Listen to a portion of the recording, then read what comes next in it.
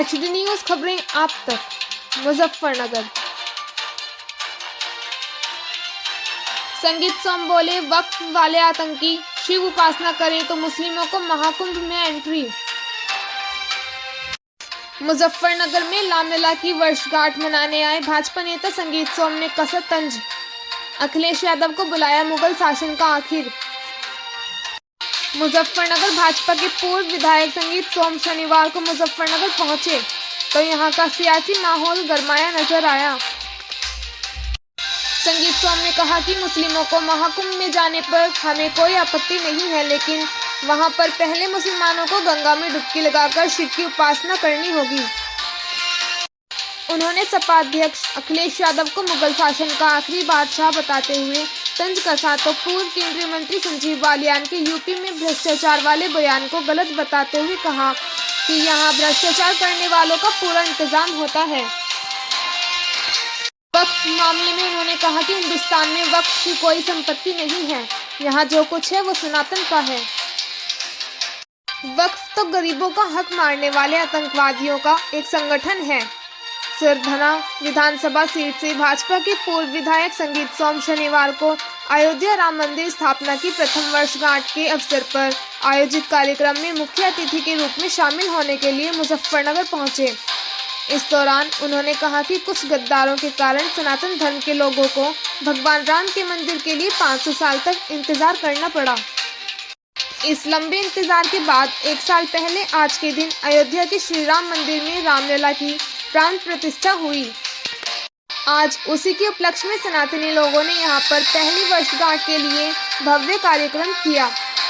पूरे देश के साथ दुनिया भर में सनातन धर्म के लोगों द्वारा जश्न मनाया जा रहा है। रामलला का जश्न मनाने सड़कों पर उमड़ा सनातनी सैलाब, जिसको देखकर गर्व हो रहा है। हिंदुस्तान में हर चीज सनातन की धरोहर वक्फ की भूमि पाकिस्तान में होगी।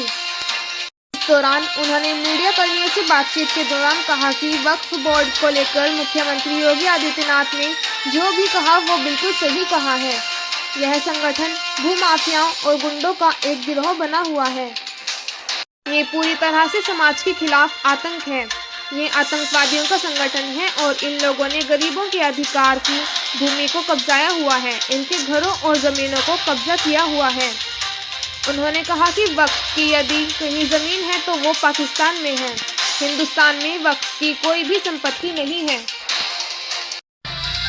हिंदी भाषा को राष्ट्रीय भाषा के मामले में उठ रहे विवाद को लेकर उन्होंने कहा कि भारत में अनेक क्षेत्रीय भाषाओं का प्रचलन है और सम्मान भी है, लेकिन हिंदी हमारी मातृभाषा है और राष्ट्रीय भाषा के रूप में इसको ही लागू किया जाना चाहिए। महाकुंभ में मुस्लिमों की एंट्री पर छिड़ी सियासी बहस के सवाल पर उन्होंने कहा कि महाकुंभ प्रयागराज में मुसलमानों को जाने के लिए सशर्त मंजूरी दी जानी चाहिए। स्टॉल या दुकान लगाने से पहले उनको वहां पर गंगा जी में स्नान कर शिव जी की उपासना करनी चाहिए और इसके बाद उनको अनुमति दी जाए। देखिए संवाददाता संजय धीमान की रिपोर्ट। किस तरह की यात्रा आज निकाली जा रही है, किस तरह का जश्न मनाया जा रहा है? देखिए 500 साल के इंतजार के बाद, और वो 500 साल का इंतजार भी चंद हमारे गद्दारों की वजह से हम लोगों को करना पड़ा।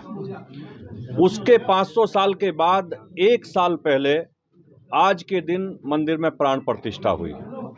आज उसी के उपलक्ष्य में यहाँ एक महोत्सव रखा है और हम सब सनातनियों के लिए गर्व की बात है कि बहुत गद्दार होने के बाद भी देश के सनातनी लोगों ने वहाँ मंदिर का निर्माण कराया और आज उसकी बरसी पे एक साल वर्ष होने के बाद उसमें जो आज प्रोग्राम है उसमें मैं यहाँ आया हूँ। विधायक जी, वक्फ बोर्ड को योगी जी ने भूमाफियाओं का बोर्ड बताया है, क्या कहेंगे? ये मैं पहले से कहता आया हूँ, योगी जी भी बिल्कुल ठीक कह रहे हैं। वो भूमाफियाओं का एक गिरोह है, एक गुंडों का गिरोह है, एक इस तरीके के आतंकवादियों का गिरोह है कि जो दूसरे के घरों को कब्जाने का काम करते हैं, दूसरों की जमीन कब्जाने का काम करते हैं। वक्फ बोर्ड जैसी और वक्फ जैसी कोई चीज हिंदुस्तान में नहीं है। वक्फ की अगर कोई जमीन है तो वो पाकिस्तान में होगी, हिंदुस्तान में कोई वक्फ की जमीन नहीं है। विधायक जी, एक क्रिकेटर है यासीन, उनके द्वारा बयान दिया गया जो हिंदी है और राष्ट्रीय भाषा नहीं है, उसको लेकर क्या कहेंगे कि विधायक है वो जो एक अध्यक्ष है बीजेपी के चेन्नई के, उन्होंने भी उसको उनका समर्थन किया, उसको क्या कहेंगे? नहीं नहीं, हिंदी राष्ट्रीय भाषा होनी चाहिए और हमारे यहाँ क्षेत्रीय भाषाओं का भी महत्व है, लेकिन हिंदी हमारी मातृभाषा है और वो लागू होनी चाहिए। महाकुंभ में मुसलमानों की नो एंट्री पे जो मुख्यमंत्री जी ने कहा था, नहीं, मुझे लगता है कि सब मुसलमानों को एंट्री होनी चाहिए, लेकिन पहले मुसलमान जाके गंगा जी में डुबकी लगाएं और डुबकी लगा के भगवान के दर्शन करें, शिव की उपासना करें, उसके बाद वहां अपना स्टॉल लगाएं, तो हमें कोई दिक्कत नहीं होगी। विधायक जी, राष्ट्रीय लोकदल के साथ गठबंधन होने के बाद भारतीय जनता पार्टी ने जो 10 साल में कमाया था उसमें थोड़ा सी डेंट लगा नहीं लगा? अब ये पार्टी का विषय आज यहाँ नहीं है, आज यहाँ मंदिर का विषय है और यात्रा का विषय है, उसी पे बात करेंगे तो अच्छा रहेगा। विधायक जी, शामली में एक किला है जिसे राजपूत घराना अपना बता रहा है कि वो हमारा किला है, लेकिन वो एक रालोद के विधायक है, वो अपने दावेदारी करे उसके लिए। देखिए, पूरे भारतवर्ष में आक्रांताओं ने सब जगह कब्जे करने का काम किया था, मंदिरों को तोड़ने का काम किया था, राजाओं के किले कब्जाने का काम किया था, गरीब लोगों की जमीन हड़पने का काम किया था। वो किला वास्तव में उसकी जांच होनी चाहिए, एएसआई द्वारा उसकी जांच हो, पुलिस द्वारा जांच हो और प्रशासन द्वारा जांच हो, और जांच के बाद किला उन्हीं के पोजीशन में आना चाहिए जिनका है। वो अब इस तरीके की कब्जाई हुई भूमि, कब्जाए हुए किले किसी के बाप की बदौलत नहीं रहेंगे। तो क्या आरएलडी विधायक जो है वो कब्जाई हुई जमीन पर रहते हैं? 100% कब्जाई हुई किले में है, वो कब्जाई हुई जमीन है। विधायक जी, जिस तरह से मंदिर लगातार निकल रहे हैं मुस्लिम बहुल्य क्षेत्र को लेकर, उसको क्या कहेंगे? देखिए, एक समय हुआ करता था, मैं पहले से कहता आया हूं, जब आक्रांता इस देश में आए तो आक्रांताओं ने सबसे पहला टारगेट अगर कोई किया, वो सनातन को खत्म करना चाहते थे। लेकिन सनातन एक ऐसा धर्म है कि वो दुनिया में कभी खत्म नहीं हो सकता, और सनातन दुनिया का सबसे बड़ा धर्म है।